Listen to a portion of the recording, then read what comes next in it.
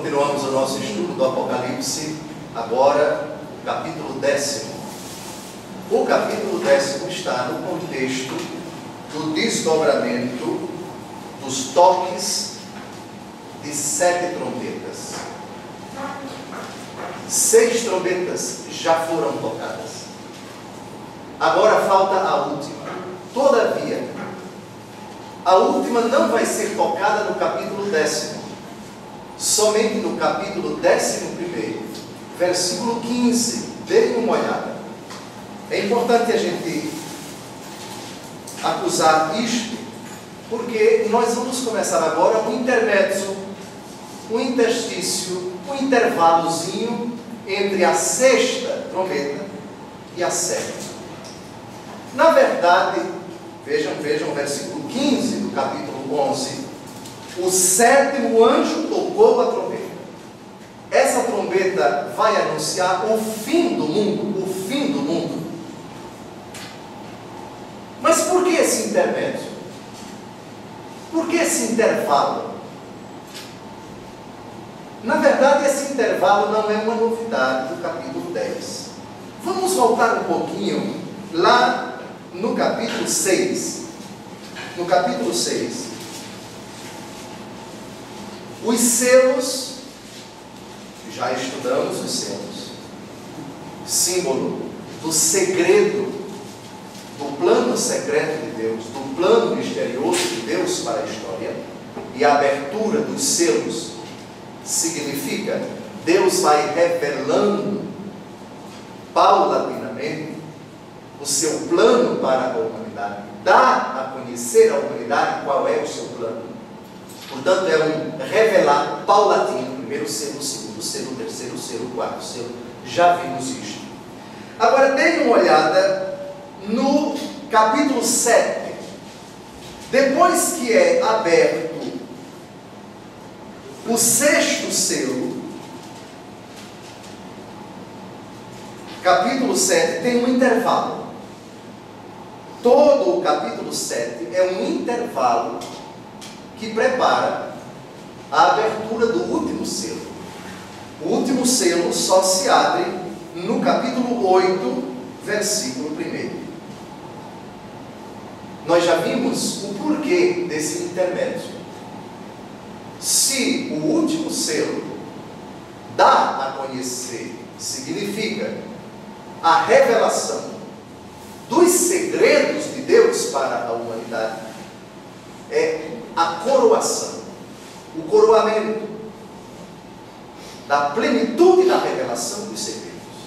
Também, no capítulo 10, nós temos algo parecido. Não temos mais selos, mas temos trombetas. Vamos recordar o que as trombetas trazem para a humanidade. Nós já vimos isso. Deem uma olhada na primeira trombeta. Saraiva e fogo, capítulo 8, versículo 7. Quem é afetada? A terça parte das árvores, toda a erva verde, a terra. Depois, o segundo anjo toca, versículo 8. A água se transforma em sangue. Aqui temos a água do mar. Depois o terceiro anjo toca, e aí o grande prejudicado é o manancial de água doce. As fontes dos rios, os rios e as fontes são afetados. O quarto anjo agora toca e a desgraça afeta o céu. Então são 4 trombetas que atingem a natureza. A 5ª trombeta atinge uma terça parte dos homens. Reparem bem, foi-lhes ordenado que não os matassem. Esses homens são aqueles que não têm a marca, o selo de Deus em sua fronte, diz o versículo 4. Já vimos isto. Depois vem o 6º, a 6ª trombeta, e ela anuncia a chegada da cavalaria infernal. O poço, a chave, a porta do abismo se abre, saem grandes quantidades de gafanhotos, que são demônios, e depois uma cavalaria infernal. É a ação funesta desses anjos decaídos para levar dor, sofrimento, desgraça e morte àquela porção da humanidade que não tem o selo dos eleitos na sua noite. Falta então a última trombeta. Antes que ela toque, um intermédio, um intervalo confortador, como aquele confortador intermédio antes da abertura do último selo.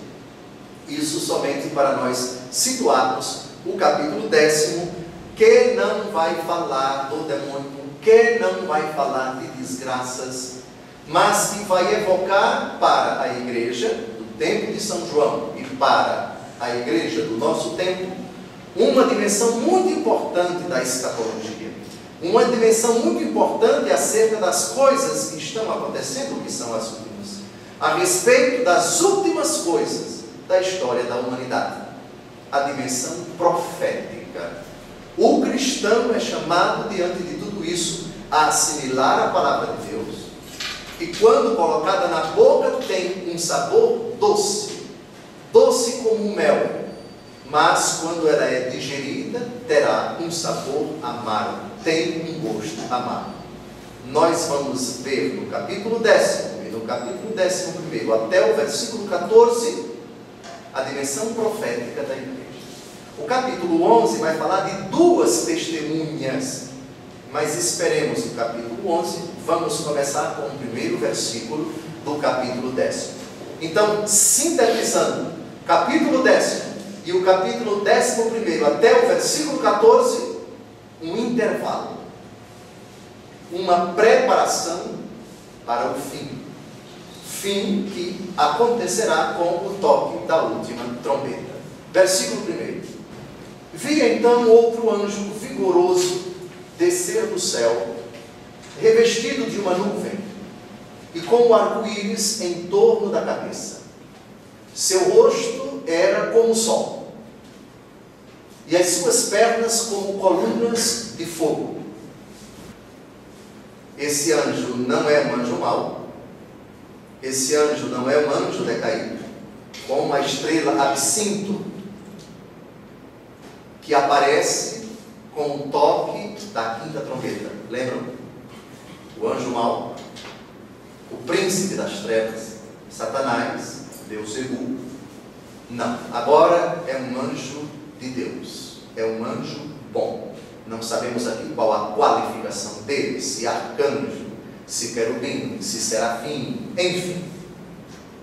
Vamos ver primeiro o significado da nuvem, do arco-íris, do rosto como o sol, pernas como colunas de fogo. Na verdade, essa característica já apareceu no livro do Apocalipse. É o mensageiro de Deus e do Cordeiro. Deus é Deus Pai, o Cordeiro é Deus Filho. Vamos ver esses dois textos. Apocalipse, capítulo 1, de 13 a 14, e capítulo 4, versículo 3. E no meio dos candelabros, alguém semelhante ao Filho do Homem, vestindo longa túnica até os pés, cingido o peito por um cinto de ouro. Tinha ele cabeça e cabelos brancos como lã cor de neve. Seus olhos eram como chamas de fogo. Essa citação aqui não se refere a um anjo, mas ao próprio Filho do Homem, Jesus Cristo ressuscitado, Cordeiro imolado. Mas vejam qual é a semelhança que nós temos com as características desse anjo com que se abre o capítulo 10. Características fulgurantes, gloriosas, resplandecentes. Brilho, fulgor, intensidade de luz, que evoca a própria glória de Deus.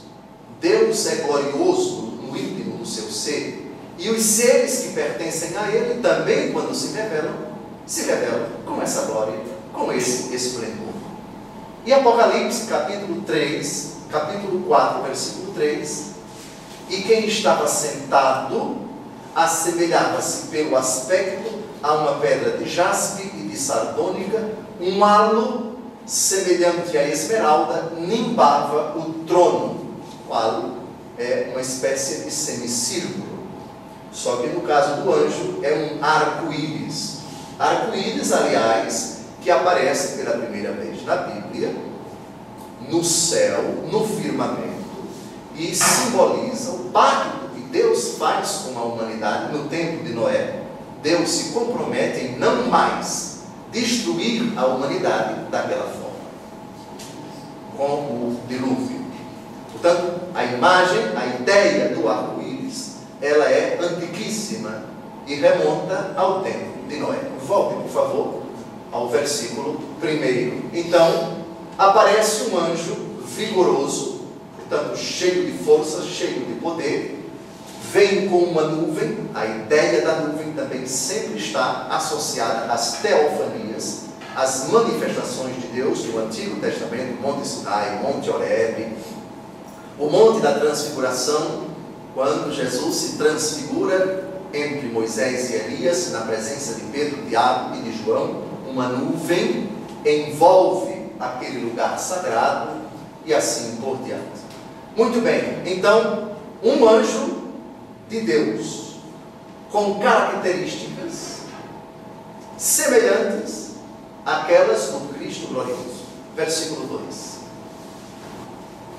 Segurava na mão um pequeno livro aberto, pôs o pé direito sobre o mar, o esquerdo sobre a terra.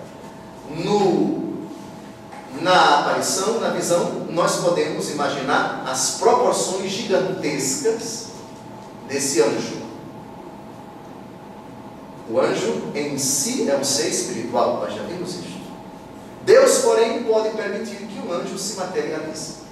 Temos muitos exemplos no Antigo Testamento. O livro de Tobias, Rafael. E os 3 anjos que apareceram no carvalho de Mambré a Abraão no Antigo Testamento, no livro do Gênesis.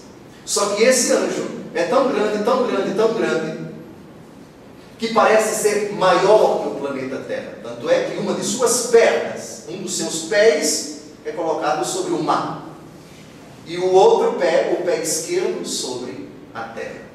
Vislumbrem o planeta Terra e esse ser de dimensões gigantescas, quase estratosféricas, diante do vidente. O que significa pé direito sobre o mar e pé esquerdo sobre a terra? O anjo cobre o mundo inteiro. Deus deu poderes para este anjo se comunicar com toda a terra. Trata-se de um ser que recebeu de Deus a prerrogativa de se comunicar com voz forte, com voz de trovão. Nós vamos ver o anjo falando. E se trata de um som ensurdecedor, mas não um som aterrorizador, mas próprio de quem recebeu de Deus o poder, a autoridade de mandar um recado, de mandar de traduzir, de transmitir um recado de Deus para os homens. Vamos no livro do Gênesis, capítulo 1, versículo 10, lá no comecinho da Bíblia, para a gente ver o significado de esse anjo ter colocado um pé direito sobre o mar e um pé esquerdo sobre a terra. Deus chamou ao elemento árido terra e ao ajuntamento das águas mar. E Deus viu que isso era bom. Com essas duas palavras, terra e mar, nós temos a síntese do planeta Terra. O que é o planeta Terra, senão esse conjunto de água e terra firme? Terra e mar. A grande maioria do planeta Terra é de água.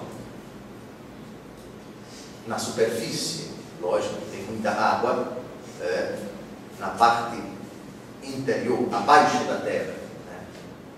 Os chamados aquíferos, mas terra e mar, água do mar, água doce e água salgada, os mananciais e água salgada, que é a grande maioria, e terra, a parte firme, a parte sólida.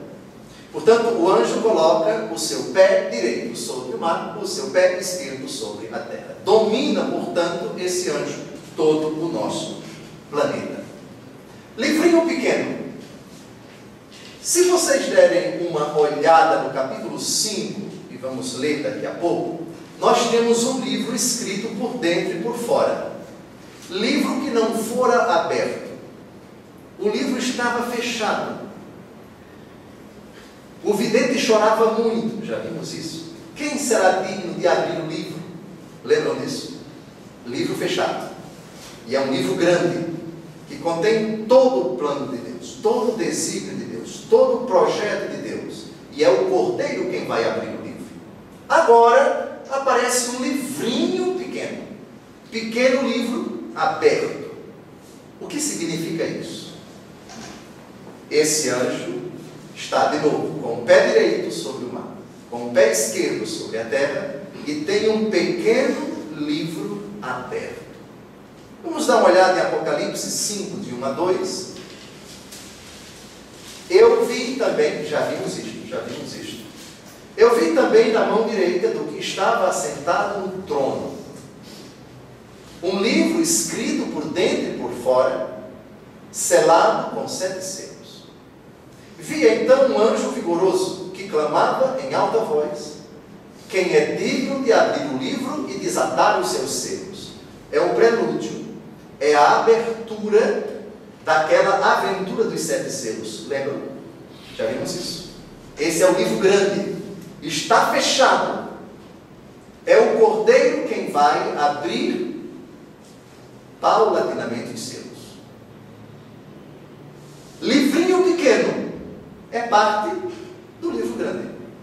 Se o livro grande já foi todo aberto, nada mais lógico de que o livrinho pequeno já se encontrar aberto, já ser parte daquilo que já fora revelado.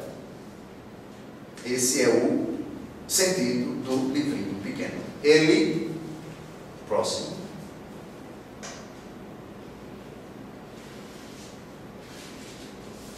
contém apenas uma parte da mensagem contida no livro grande, que já vimos ainda há pouco, e que já está completamente aberto.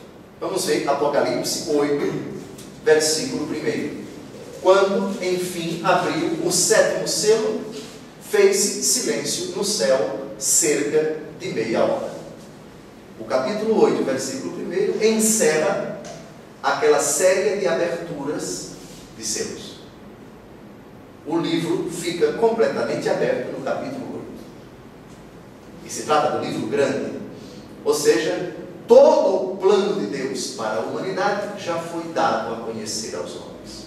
Agora, o anjo, que tem o pé esquerdo sobre o mar, o pé direito sobre o mar e o pé esquerdo sobre a terra, tem um livrinho, parte daquilo que já se sabe, parte daquilo que já se conhece. O que ele vai dizer agora não é uma novidade, mas um desdobramento, uma explicitação ou uma recordação daquilo que já foi dito, daquilo que já foi revelado. E começou a clamar em alta voz, como um leão que ruge. Quando clamou, os 7 trovões ressoaram. Forte clamor, ou clamor em alta voz, é um grito que abafa tudo.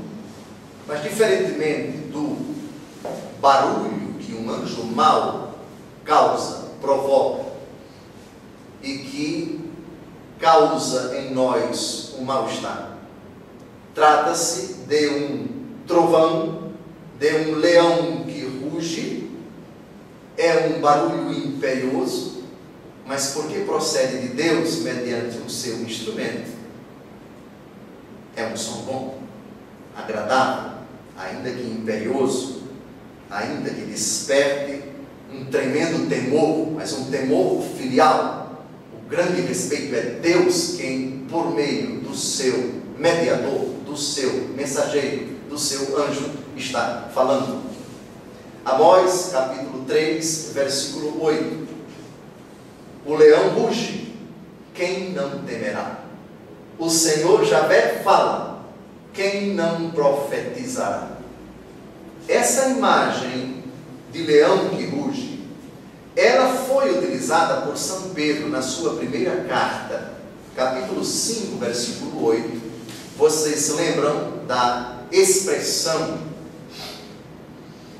amedrontadora usada por São Pedro? Ele diz: eis que o vosso adversário, o demônio, vos rodeia como um leão que ruge, buscando a quem devorar. Vamos dar uma olhada. 1 Pedro 5, 8. Sede sóbrios e vigiai. Vosso adversário, o demônio, anda ao redor de vós como um leão que ruge, buscando a quem devorar. Então, São Pedro utiliza a imagem do leão que ruge e aplica para o demônio. São João aplica a imagem do leão que ruge, seja para Jesus, leão da tribo de Judá, já vimos, e o anjo com voz forte. Sua voz é semelhante ao barulho do leão que ruge. Os 7 trovões. Dom José, essa eu quero que o senhor explique bem. Por que 7 trovões? A voz dos 7 trovões. Quando ele clamou, os 7 trovões ressoaram. Por que não 6? Por que não mais? O 7 é um número simbólico, seja no Antigo, seja no Novo Testamento, e é sinal de plenitude, é sinal de totalidade. Existe um salmo onde a voz do Senhor, que se assemelha ao trovão, aparece 7 vezes. Vamos dar uma olhada no livro dos Salmos. Livro dos Salmos.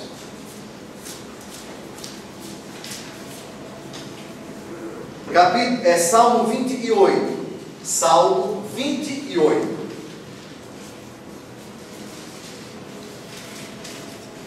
Acho que vale a pena ler o Salmo todo.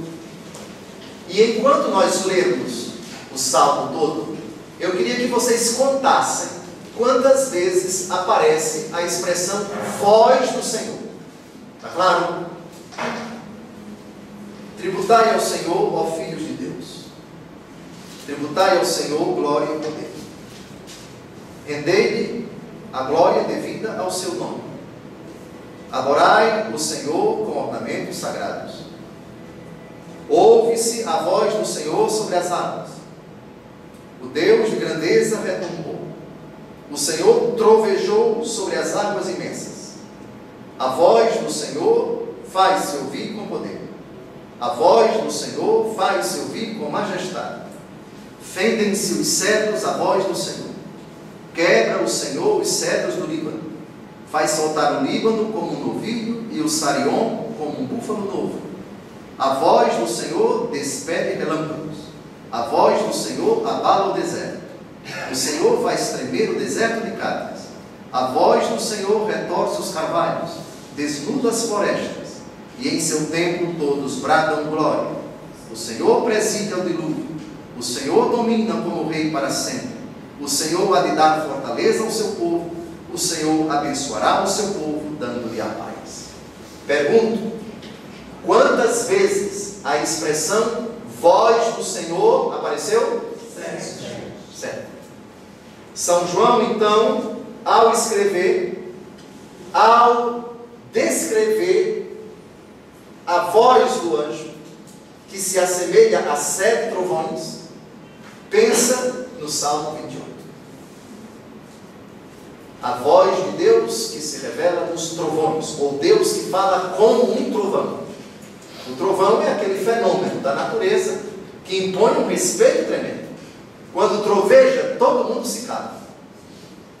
Trata-se de um fenômeno que impõe obrigatoriamente a nossa vontade e a nossa inteligência. Quão pequeno eu sou, quão indefeso eu sou diante desse fenômeno tão gigantesco, diante do qual todos nós somos absolutamente impotentes e não nos resta fazer nada senão tomar o devido cuidado e ficar caladinho no nosso canto, porque é algo majestoso, é algo que intimida, é algo que mete medo e assim por diante. Pois bem, então os 7 trovões ressoaram, ou seja, é Deus quem está falando por meio do seu anjo. Deus confere poderes a essa criatura para ela falar como se fosse o próprio Deus. Esse é o sentido dos 7 trovões. O trovão é tido na Bíblia como a voz de Deus. Já citamos Salmo 28, vamos às outras citações, por favor. Oséias 11, versículo 10. Eles seguirão o Senhor, que rugirá como leão, ao seu rugido tremerão os filhos do ocidente. Não é uma imagem, portanto, uma novidade. São João pega, rugirá como o leão. Quando o Senhor fala, ele fala com aquela autoridade, com aquela grandeza que se assemelha na natureza ao rugido do leão. Salmo 28, versículo 3, já citamos: ouve-se a voz do Senhor sobre as águas, o Deus de grandeza atroou, o Senhor trovejou sobre as águas imensas. Salmo 17, versículo 14, dos céus trovejou o Senhor, o Altíssimo fez ressoar a sua voz. Jeremias 25, de 30 a 31, e assim profetizarás: ruge o Senhor do alto do céu, e de sua morada santa faz ouvir a sua voz, ruge contra o seu rebanho e lança o grito do pisador contra todos os habitantes da terra, estende-se o tumulto até os confins do mundo, pois que o Senhor está em litígio com as nações, entra em processo contra toda a carne, entregando a espada aos maus oráculos do Senhor. A ideia do Senhor que ruge como um leão. João 12, de 28 a 29, Pai, glorifica o teu nome, nisto veio do céu uma voz, já o glorifiquei e tornarei a glorificá-lo. Ora, a multidão que estava ali, ao ouvir isso, dizia ter havido um trovão. Outros replicavam: um anjo falou-lhe. É a única vez no Novo Testamento, nos Evangelhos, em que a voz do Pai se assemelha a um trovão. Ideia que é recorrente no Antigo Testamento. Todos esses versículos foram para ilustrar o porquê da voz do anjo ser semelhante ao rugido de um leão. E os 7 trovões é o mensageiro de Deus, que fala com a autoridade do próprio Deus, que quando no Antigo Testamento fala como um trovão. Próximo. Versículo 4. Quando cessaram de falar, dispunha-me a escrever, mas ouvi uma voz do céu que dizia: sela o que falaram os 7 trovões, e não o escrevas. Guardar em segredo. Nós já sabemos que isso não é novidade no livro do Apocalipse. O próprio Jesus Cristo quis guardar segredos dos apóstolos. Vós não podereis compreender agora, compreendereis depois. Jesus considera que aquele não é o momento de revelar determinadas coisas aos apóstolos. Vai revelá-las depois. A ideia do segredo também aparece, já vimos, nos capítulos 5 e 6, com o desvelo, com a revelação paulatina dos mistérios de Deus, traduzida na abertura dos selos. Primeiro selo, segundo selo, terceiro selo, quarto selo. Vejamos por que Deus ordena por meio de uma voz, não sabemos de quem é essa voz, para guardar segredo. porque Deus se compraz em guardar segredo, em não revelar, ou dizer apenas a determinadas pessoas, aos pastorinhos, na aparição de Fátima, a Virgem Maria confiou segredos. Alguns foram logo revelados, outro, o último, foi revelado somente no ano 2000. Guardar segredo. Daniel, capítulo 12, versículo 4. Quanto a ti, Daniel, guarda isso secreto, e conserva este livro lacrado até o tempo final. Muitos daqueles que a ele recorrerem verão aumentar seu conhecimento.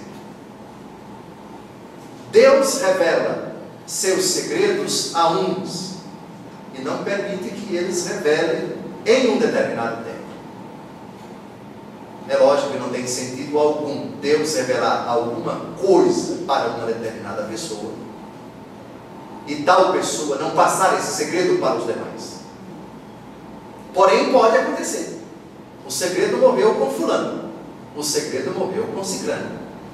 Deus revelou tal segredo para essa pessoa. Deus pode perfeitamente dizer, eu vou revelar, mas apenas a você. Pode também dizer, você pode revelar a partir de um certo tempo, ou para determinada ou determinadas pessoas. Ou simplesmente vai dizer, pode dizer, o segredo vai morrer com você. Deus é soberano para revelar o que Ele quer, quando Ele quer, a quem Ele quer. Aliás, no capítulo 10 do Evangelho segundo Mateus, Jesus tem uma frase enigmática: dou-vos graças, ó Pai, porque escondeste estas coisas dos sábios e entendidos e as revelaste aos pequeninos. Deus se esconde dos soberbos. Deus não se revela aos convencidos, aos presunçosos, aos prepotentes, aos arrogantes, aos autossuficientes. Esse é o sentido dessas palavras de Jesus no capítulo 10 de São Mateus. Um Deus que se esconde, um Deus que não se revela, um Deus que não se dá a conhecer a determinadas pessoas. Não por pirraça, não por vingança, mas porque não há aquelas condições no próprio sujeito para receber aquela riqueza de que fala Jesus no capítulo 7 de São Mateus: não deis pérolas aos porcos, não jogueis as coisas santas aos cães, para que eles não as calquem com os pés e, voltando-se contra vós, vos estraçalhem. É um Deus, portanto, que sabe guardar segredo, mas ao mesmo tempo um Deus que se revela. No capítulo 55 do livro de Isaías, ele diz: procurai o Senhor enquanto ele se deixa achar. Se eu procuro o Senhor, ele se deixa achar. Se com espírito sincero eu procuro o Senhor, onde estais? Senhor, eu te procuro, eu te busco, eu te quero. Deus se dá a conhecer, Deus se dá a revelar. Todavia, quando se trata de sábios e entendidos, no sentido de arrogantes, de presunçosos, de quem tem aquele conhecimento do mundo, aquela sabedoria profana, ímpia, presunçosa, convencida, autossuficiente, Deus se esconde. Dou-vos graças porque escondeste estas coisas aos sábios e entendidos e as revelaste aos pequeninos. Segundo aos Coríntios 12, versículo 4, a ideia do segredo recorre nesse texto paulino. Foi arrebatado ao paraíso e lá ouviu palavras inefáveis, que não é permitido a um homem repetir. São Paulo está falando de si. Ele teve uma experiência, ele teve um êxtase e foi levado até Deus. E lá teve uma experiência profunda de Deus. E o que ele escutou são palavras que ele não recebeu autorização para dizer a ninguém. Por que será que Deus não permitiu? Porque São Paulo não nos disse aquilo que ele viu. Aí vale a pena, é legítimo tergiversar. Será que é algo que, se nós soubéssemos, ou ficaríamos desesperados ou ficaríamos convencidos? Seria algo que, se soubéssemos, desejaríamos a morte imediatamente, desejaríamos partir? Sim, porque em comparação com esta vida, aquilo que São Paulo diz, o que os olhos não viram, os ouvidos não ouviram, isso Deus preparou para aqueles que o amam. Se contemplássemos face a face o Senhor, se participássemos pelo menos por um segundo da felicidade sem fim, desejaríamos voltar? E se voltássemos na marra, ficaríamos aqui absolutamente insatisfeitos? Teria sido isso? Não sabemos. São Paulo deixa esse enigma que só vamos saber quando chegarmos no céu. Que palavras inefáveis foram essas? Por que Deus disse: você vai ver, mas não vai dizer a ninguém, e vai morrer sem revelar a ninguém? Não sei, não sei, não sei, não me perguntem, não me perguntem e não me perguntem. Apocalipse capítulo 10, versículo 7, vamos ver daqui a 3 versículos. Mas nos dias em que soasse a trombeta do sétimo anjo, se cumpriria o mistério de Deus, de acordo com a boa nova que confiou a seus servos, os profetas. A trombeta do sétimo anjo, nós já sabemos, só vai soar no capítulo 11, versículo 15. Ainda não chegamos lá. Então, a ordem do Senhor é sela o que falaram os 7 trovões, e não o escrevas. O que esse anjo disse de tão belo ou preocupante, de tão confortador ou aterrorizador, que levou essa voz a dizer: sela, não escrevas? Não sabemos. O fato é que Deus tem os tempos e os momentos para dizer as coisas a determinadas pessoas e pedir delas a devida reserva. Da mesma forma que esse Deus que pede reserva agora, mais para frente diz: chegou o momento de dar a conhecer. Se a conta gotas, uma parte do que você precisa saber vai saber agora, e depois outra parte, ou se tudo de uma vez, Deus é quem decide aqui e agora, para mim, para o senhor ou para a senhora, ou para uma determinada pessoa. Na história das aparições, nós temos, surpreendentemente, gente pequena, gente pobre, gente simples, gente analfabeta, que é quem Deus escolhe para revelar um desígnio seu. Em Lourdes, Bernadette era uma camponesa miserável. Em Fátima, 3 pastorinhos semi-analfabetos.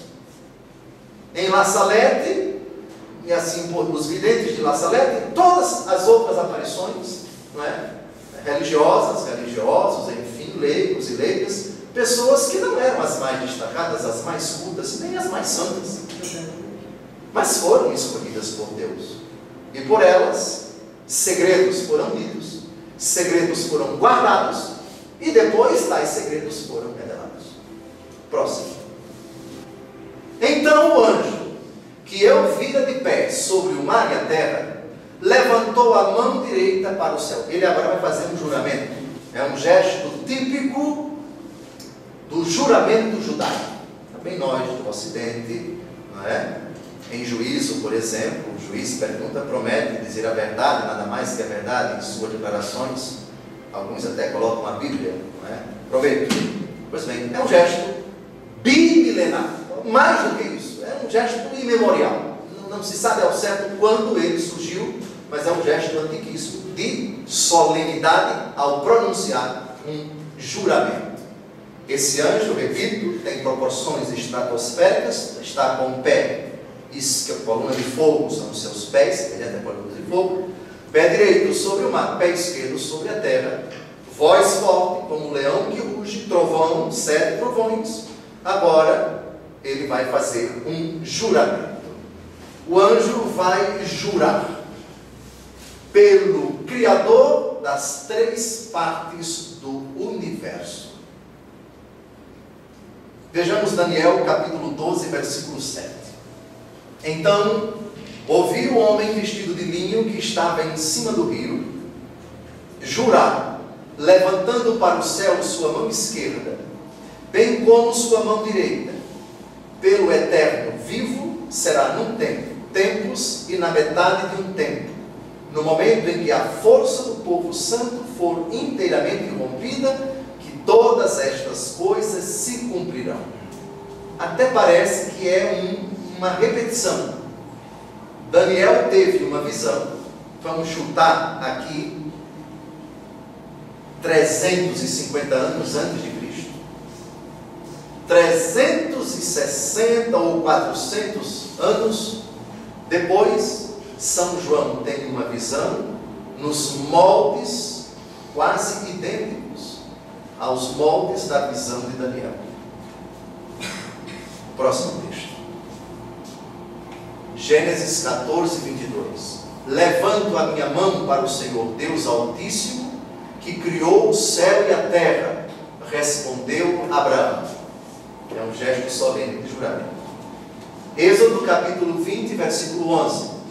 Porque em 6 dias o Senhor fez o céu, a terra, o mar e tudo o que contém, e repousou no 7º dia. E por isso o Senhor abençoou o dia de sábado e o consagrou. Levanto para o céu a minha mão e digo, tão certo como eu vivo eternamente. Quase idêntico a Gênesis 14, 22, é Deuteronômio 32, 40. E finalmente Neemias, capítulo 9, versículo 6.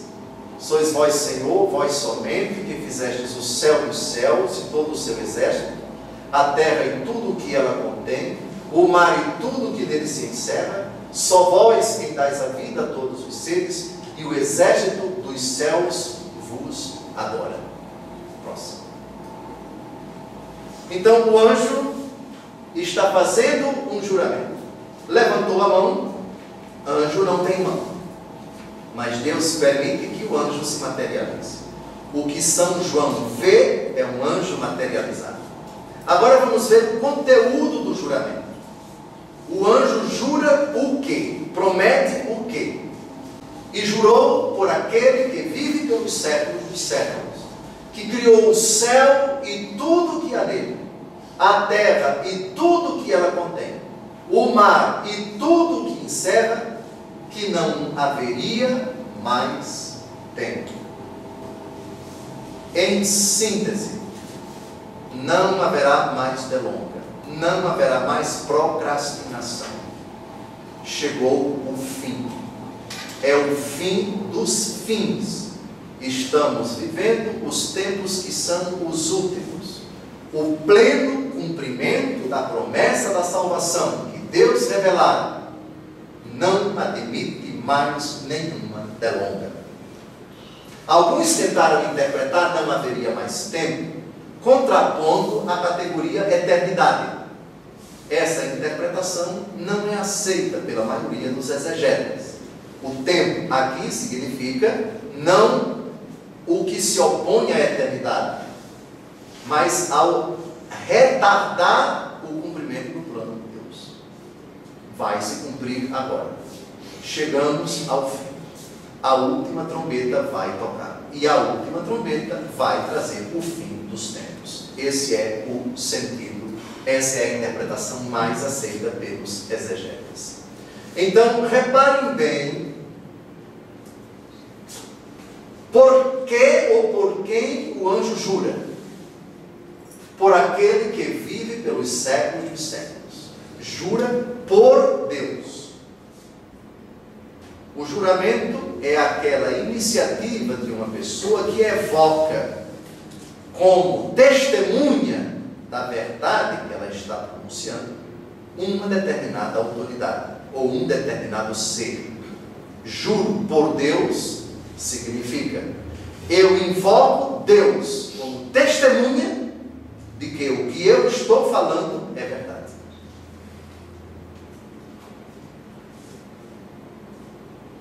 Agora vejam os predicados de Deus. É uma concatenação, uma tríade.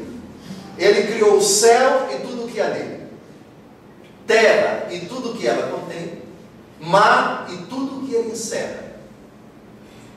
Essa ideia, volte meu filho, por favor, volte. Neemias 9:6. Sois vós, Senhor, vós somente que fizestes o céu dos céus, a terra e o mar. É como se São João utilizasse o texto de Neemias 9:6, ou numa linguagem de informática, gravasse aqui e colasse aqui lá. Não é?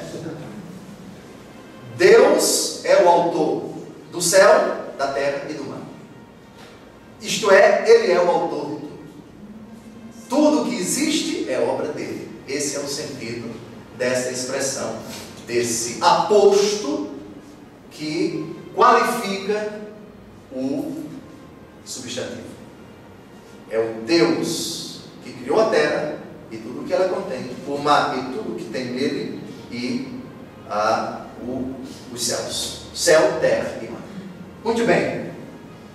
Não há mais tempo. Versículo 7. Mas nos dias em que soasse a trombeta do sétimo anjo, se cumpriria o mistério de Deus, de acordo com a boa nova que confiou a seus servos, os profetas.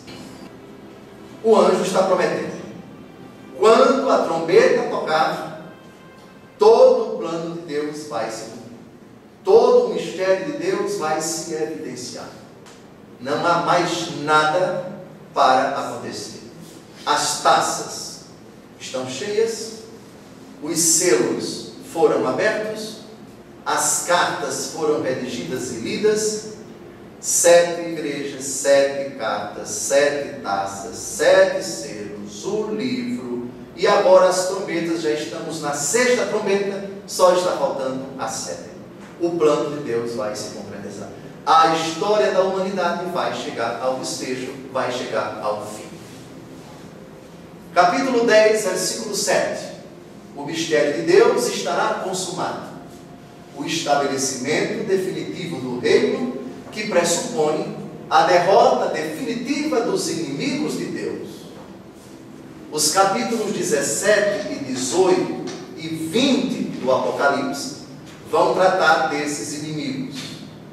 Lembram que é o capítulo da grande prostituta, aquela mulher com uma taça cheia de imundícias, que se embriagava com o sangue dos mártires. Ela vai ser destruída, símbolo do Império Romano. E todos os que servem ao Império, todos os que estão a serviço do Império, todos os que fazem pacto com o Império, e o próprio demônio, que é o dragão, que é Satanás, também será destruído no tanque de fogo. Já no finalzinho a gente vai ver isto. Apocalipse 17 e 18, a mulher que viste é a grande cidade, aquela que reina sobre os reis da terra, o Império Romano, que como tal, repito, já desapareceu. Mas uma vez que a palavra de Deus é escrita para todas as pessoas de todas as épocas, aquilo que o Império Romano significou e fez no passado é algo que, infelizmente, no decorrer da história com relação à igreja, voltou a acontecer. Apocalipse 20, versículos de 7 a 10, vamos estudar isso com bastante tempo. Depois de se completarem 1000 anos, Satanás será solto da prisão, sairá dela para seduzir as nações dos 4 cantos da terra, Gog e Magog, e reuni-las para o combate. Serão numerosas como a areia do mar, subiram à superfície da terra e cercaram o acampamento dos santos e a cidade querida. Mas desceu o fogo dos céus e as devorou. O demônio, sedutor delas, foi lançado num lago de fogo e de enxofre, onde já estavam a fera e o falso profeta, e onde serão atormentados dia e noite pelos séculos dos séculos. É a derrota definitiva de Satanás, que não significa a destruição dele, mas a destruição do reino dele, a destruição do império dele, da força dele. Mas esse texto, no capítulo 20, não deixa dúvidas de que o demônio permanecerá para sempre no inferno, e não somente ele, mas também muitas criaturas angélicas e muitas criaturas humanas. Próximo, Romanos 11, 25. Não quero, irmãos, que ignoreis este mistério, para que não vos gabeis de vossa sabedoria. Esta cegueira de uma parte de Israel só durará até que haja entrado a totalidade dos pagãos. O texto é para ilustrar o mistério de Deus. O anjo não está prometendo que, por ocasião do toque da 7ª trombeta, todo o o plano de Deus vai se cumprir. São Paulo alude a esse mistério. Antes, é esse versículo aqui, me permitam uma digressão. Deem uma olhada nesse versículo. Imaginem vocês, o mundo não irá acabar antes que isso se cumpra. Esta cegueira de uma parte de Israel só durará até que haja entrado a totalidade dos pagãos. Parte de Israel não aceita Jesus como Deus, como Senhor, como Salvador. E São Paulo parece insinuar aqui que isso não é por muito tempo. É como se ele insinuasse a conversão de Israel. Mas o texto deixa uma coisa no ar: a totalidade dos pagãos. Os pagãos também se voltarão para Jesus. Os cristãos não são mais que 2% da população da atual Israel. Pergunta-se, quando é que um dia isso vai se cumprir? 2000 anos depois, Israel não aceitou o Senhor, continua cega. Mas São Paulo diz, essa cegueira tem um tempo contado. Só durará até que haja entrado a totalidade dos pagãos. E quando será isso? É uma frase que me intriga. Eu fico particularmente intrigado com essa profecia. São Paulo aqui está insinuando que a sua raça, o seu povo, a sua nação, Israel, vai ser curada dessa cegueira. Quando e como isso vai acontecer? Eu não sei. Efésios capítulo 1, versículo 9. Ele nos manifestou o misterioso desígnio de sua vontade, que em sua benevolência formara desde sempre. O desígnio de que trata o anjo que está com a mão levantada, que faz o seu julgamento. O mistério de Deus vai se cumprir. Segundo aos Tessalonicenses 2, de 6 a 7. Agora sabeis perfeitamente, outra frase misteriosa, essa daqui. Até hoje, nenhum exegeta, nenhum teólogo pôde dizer com clareza: estamos diante do quê? São Paulo, ao falar dessa profecia, está tratando de quê ou de quem? Agora sabeis perfeitamente que algo o detém, de modo que ele só se manifestará a seu tempo, porque o mistério da iniquidade já está em ação, apenas esperando o desaparecimento daquele que o detém. Tantos tergiversaram. Alguns disseram que quem está detendo o mistério da iniquidade é São Miguel Arcanjo. Outros disseram que é a Virgem Maria. Outros disseram que é, não sei, o próprio mistério da Eucaristia. A Bíblia não diz. São Paulo deixa no ar essa realidade que está detendo o mistério da iniquidade que já está em ação. Apenas o mistério da iniquidade está esperando desaparecer o que está impedindo esse mistério de agir com toda a fúria na história dos homens. Muito bem, parece que nós terminamos o versículo 7.